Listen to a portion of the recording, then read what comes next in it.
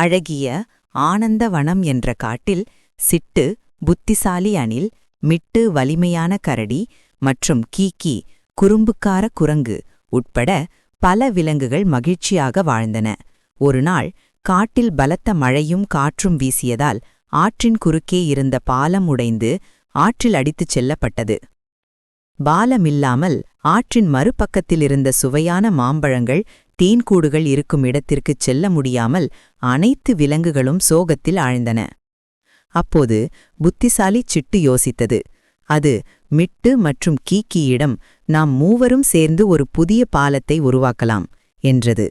முதலில் வலிமையான மிட்டு கரடி கீழே விழுந்து கிடந்த ஒரு பெரிய மரக்கட்டையை தள்ளி கொண்டு வந்து ஆற்றின் குறுக்கே வைத்து பாலத்திற்கு அடித்தளம் அமைத்தது.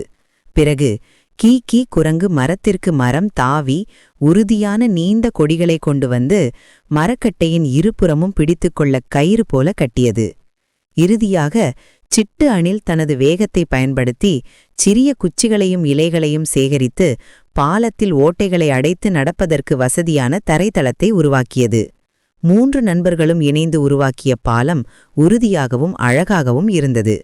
மகிழ்ச்சியடைந்த அனைத்து விலங்குகளும் புதிய பாலத்தின் மீது ஏறி மறுபக்கத்திற்குச் சென்று பழங்களையும் தேனையும் பகிர்ந்து உண்டன. ஒற்றுமையே வலிமை என்ற நீதியுடன் அனைவரும் மகிழ்ந்தனர்.